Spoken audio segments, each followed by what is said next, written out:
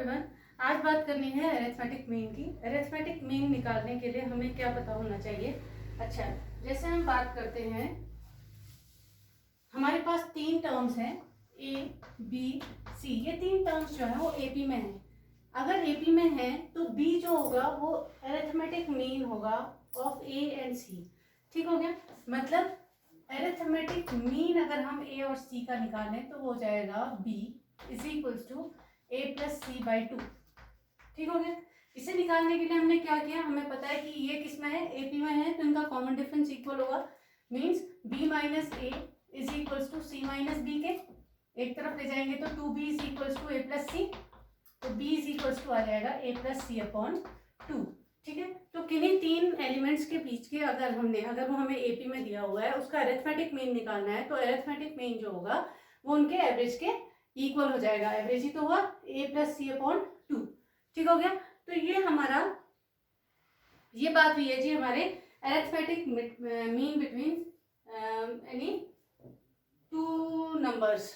हाँ, ये कह सकते हैं हम, या थ्री टर्म्स का, अगर हम थ्री टर्म्स हमने एपी में ले रखे हैं तो उसका अरिथमेटिक मीन हम इस तरीके से निकालते हैं। बीच वाले टर्म को हम अरिथमेटिक मीन कंसिडर कर लेते हैं। अच्छा, अगर बात हो किसकी वो कहे हमें किन्हीं दो नंबर्स के बीच में इतने अरिथमेटिक मीन इंसर्ट करो। किन्हीं दो नंबर के बीच में हमने अरिथमेटिक मीन, कई सारे अरिथमेटिक मीन हमने इंसर्ट करने हैं, तो हम उन्हें कैसे करेंगे। ठीक है। जैसे वहां हमारे ए और सी के बीच में हमने कौन सा मीन इंसर्ट किया था, B, arithmetic mean B insert किया था, जो कि ए प्लस सी बाई 2 के फॉर्म में था। अब यहाँ पर हम निकाल रहे हैं क्या, हम ए और बी के बीच में एन अरिथमेटिक मीन इंसर्ट कर देते हैं। A1, A2, A3 up to so on AN। ठीक हो गया। हमने क्या किया, ए और बी के बीच में एन अरिथमेटिक मीन इंसर्ट कर दिए। अब हमें पता है ये पूरी सीरीज किस में है, एपी में है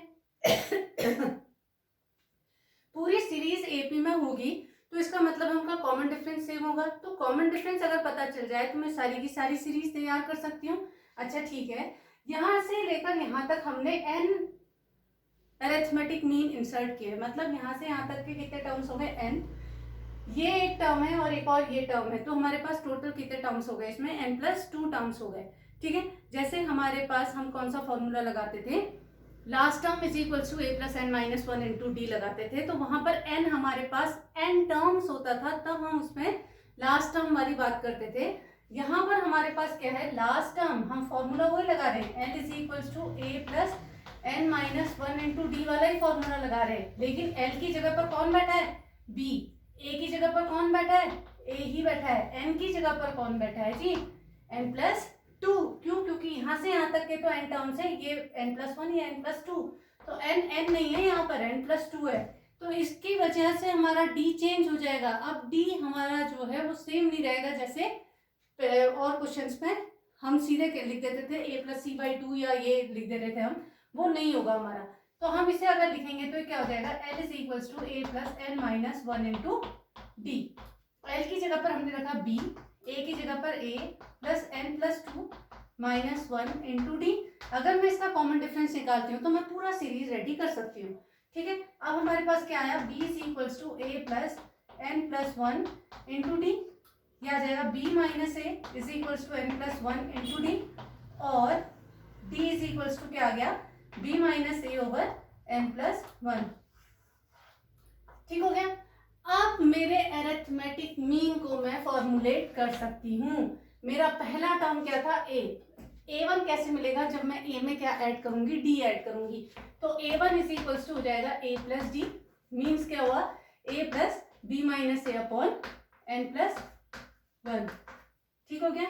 ऐसे ही a2 कैसे मिलेगा, इसमें हम क्या ऐड करेंगे, फिर से d ऐड करेंगे, तो हमें क्या मिल जाएगा, a plus twice of b minus A upon N plus 1 और सो ऑन।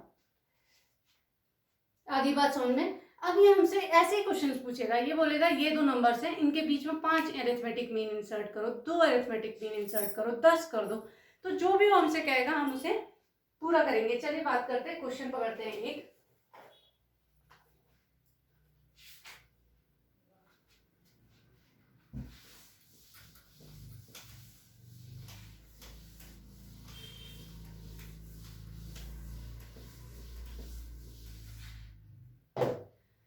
हमारा क्वेश्चन एग्जाम्पल 8। ये कह रहा है इंसर्ट 6 नंबर्स बिटवीन 3 एंड 24। 3 और 24 के बीच में आपने कितने arithmetic mean in numbers insert करने हैं, मतलब अरिथमेटिक मीन को इंसर्ट करना है हमने। वो क्या हो जाएंगे, 6 करने हैं ना, तो हमने ले लिया A1, A2, A3, A4, A5 और A6। लो जी, हमने ये नंबर्स इंसर्ट कर दिए इसके बीच में। That the resulting sequence is an AP। अब इसका मतलब मुझे क्या निकालना है, फिर से हमारे दिमाग में क्या क्लिक करना चाहिए कि मुझे D निकालना है। अगर D तैयार हो गया तो सारी चीजें तैयार हो जाएंगी, क्योंकि फर्स्ट टर्म हमें पता है। तो D निकालने के लिए मुझे पता है लास्ट टर्म, फिर से वही फॉर्मूला लगेगा, A + n - 1 into D। Last term की जगह पर कौन बैठा है, 24। A की जगह पर कौन बैठा है, 3। N की जगह पर कौन बैठा है जी, यहाँ से यहाँ तक 6 है, 7 और ये 8 element. N = 8, D = question mark निकाल देते हैं जी। ठीक है, L = 24 = 3 + 8 - 1 इंटू D। ठीक हो गया, यहाँ से D निकल जाएगा। क्या निकला हमारा, 24 - 3 हमारा आ जाएगा 21 = 70। D = आ गए जी हमारे 3। D के 3 आते ही अब हम A1, A2, A3 निकाल सकते हैं। लो जी, हमने बना दिया। A1 कितना हो जाएगा हमारा, 3 + 3, 3 + D, या A + D कर दीजिए, मीन्स 3 + 3 = 6। A2 = कितना हो जाएगा, फिर से इसमें 3 ऐड करते जाइए, ये आया 9। फिर A3 कितना आएगा, 12। A4 कितना आएगा, 15। A5 कितना आएगा, 18। और A6 कितना होगा जी हमारा, 21। तब A7 आपका 24 है। आपने किन्हीं दो नंबर्स के बीच में नंबर्स इंसर्ट करने थे। वो नंबर्स क्या थे, उसके अरिथमेटिक मीन्स थे, उनको हमने इंसर्ट करना था उनके बीच में। और कंडीशन ये है कि रिजल्टेंट जो होना चाहिए, जो सीरीज बने वो AP हो। तो AP बना दी हमने। देखिए, हमने 3 लिखा, फिर 6 लिखा, 9, 12, 15, 18 और 21। मतलब हमारे हर एक में 3-3 का गैप है और हम पहुंच गए अपने 24 तक। ठीक है, ये इस तरीके से इन क्वेश्चंस को आप करिएगा, तब आपको ये इनमें परेशानी नहीं होगी। ठीक है, बात कर रहे हैं जैसे find the sum of odd integers from 1 to 2000। ये सारे मेरे ख्याल से आप लोगों ने क्लास 10th में करे हुए हैं। इनको आपने खुद से ट्राई करना चाहिए मेरे ख्याल से। ठीक है, एक क्वेश्चन ये वाला दिख रहा है, इसको बता देती हूँ आपको।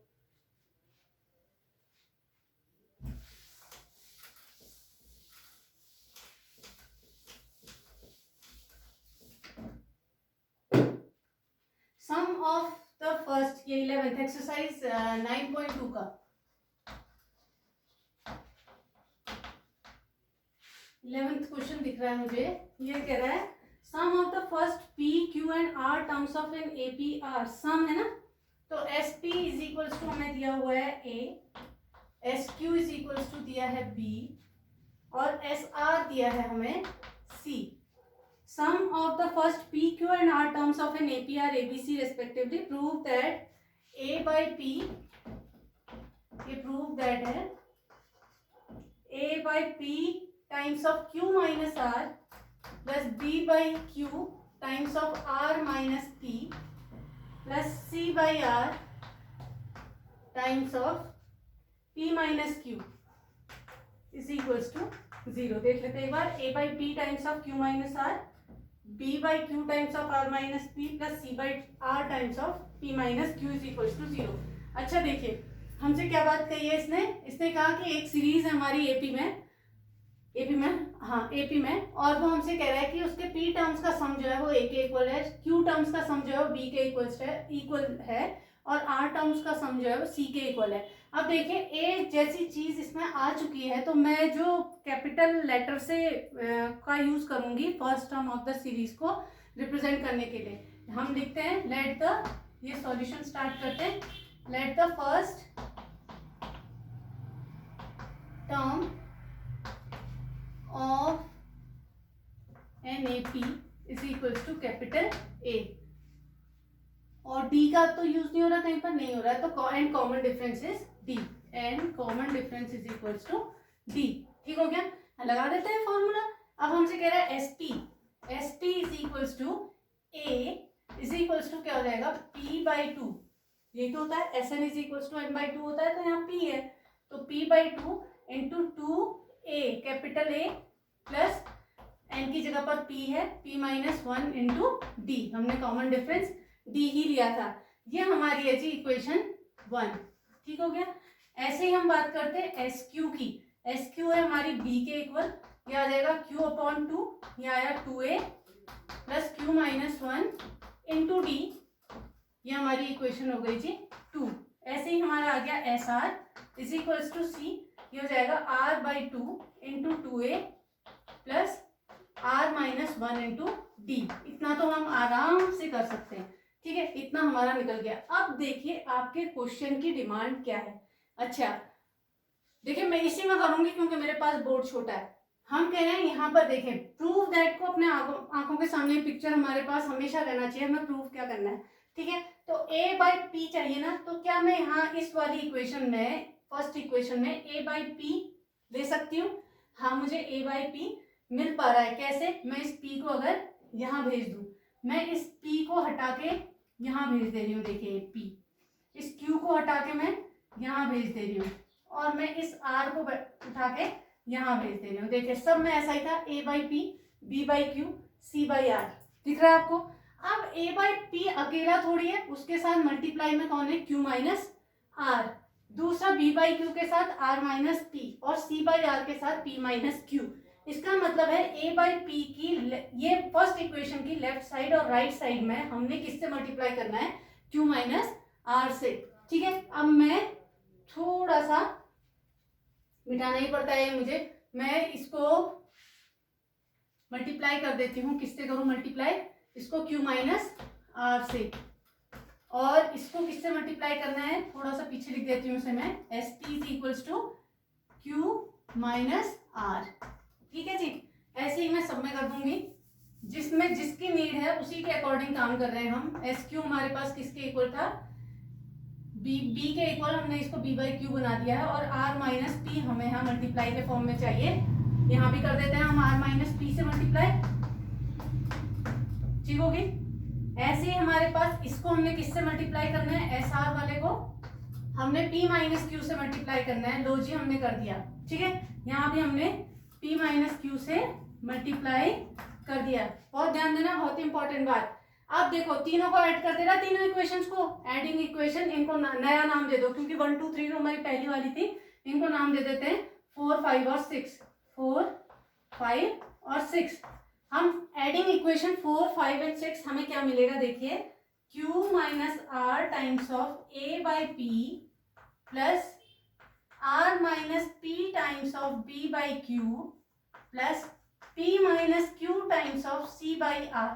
ठीक हो गया, इसी इक्वल्स टू, देखिए हाफ तीनों में है तो हम कॉमन ले सकते हैं, क्योंकि हम ऐड कर रहे हैं। तो हमने हाफ कॉमन ले लिया। अंदर कौन बैठा? देखिए ये 2a into q-r, 2a into q-r plus 2a into r-p plus 2a into p-q। ये देख रहे हैं आप, हम कोई मल्टीप्लाई ज्यादा नहीं करने वाले हैं, नहीं तो गड़बड़ हो जाएगा हमारा सारा। इसलिए हम छोटे छोटे में निपटाना चाह रहे हैं इसको। देखिए एक स्टेप यहाँ ऊपर लिख देती हूँ मैं इसके, जहां पर मैंने लिखा हुआ है क्या? एक्सरसाइज। ये लीजिए, यहाँ पर लिख देती हूँ मैं इसको, नहीं तो सब गड़बड़ हो जाएगा हमारा काम। इसके आगे गया ऊपर, प्लस हाफ पूरे ब्रैकेट में बाहर ही अभी, और अब इसको मल्टीप्लाई करना है हमने इससे। q-1 into r-p into D. गलत हो गया क्या? नहीं, हाँ यार पहले p-1 था, पहले p-1 है।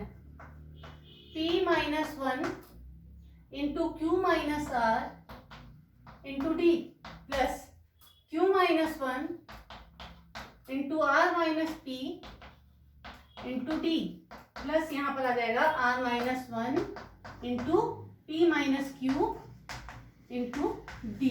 लो जी, हमारा तैयार हो गया ये। अब मैं इन बाकी चीजों को सबको इरेज करती हूँ, क्योंकि अब हमारा गड़बड़ कर देगा, नहीं तो सारे का सारा ही हम इसको इरेज कर देते हैं।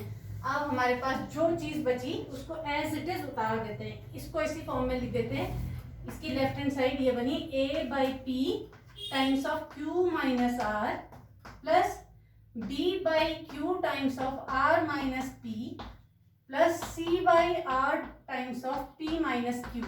लो जी, इक्वल्स टू क्या हुआ हमारे पास, यहां से हमने क्या देखा, हाफ हमारे सब में बाहर था, ये 2a सब तीनों टर्म्स में है ना, तीनों टर्म्स में से हम बाहर निकाल देते हैं। अंदर कौन बैठेंगे देखिए, q minus are plus r minus P plus p minus Q.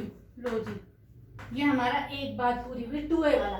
अब ये वाले की बात करते हैं, प्लस इसमें से d बाहर उठाना है, हमने d बाहर उठाया और अंदर कौन बैठा है, इनको मल्टीप्लाई करके देखिए, P Q minus P R minus Q plus R, minus Q plus R. ठीक हो गया, ऐसे ही इसमें कर दीजिए। आ रही है बात समझ में। अगला है Q R minus Q P minus are plus P, minus are plus P. ऐसे लास्ट वाला हमारे पास क्या हो जाएगा, plus R P minus are Q minus P plus Q. Multiply करना सबको आता है, ठीक है, इतना हमारी बात हो गई। अब q q p p r r cancel, बचा क्या, 0।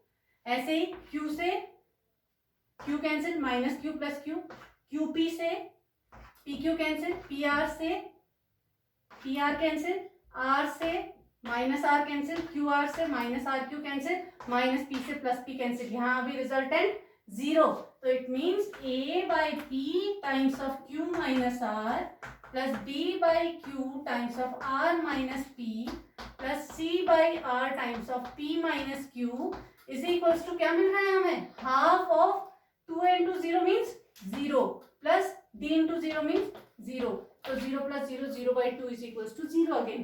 तो हमारे पास हमने प्रूफ क्या करना था, ये a by p times of इतना इज इक्वल्स टू 0 के इक्वल। तो ये इस तरीके से हमने सिस्टमैटिक वे में अपने पास प्रूफ्स को रखिए, क्या प्रूफ करना है आपने, वो आपके सामने बैठा हुआ होना चाहिए। जैसी जैसी वो डिमांड कर रहा है वैसा वैसा करते जाइए, आपके सॉल्यूशंस होते जाएंगे।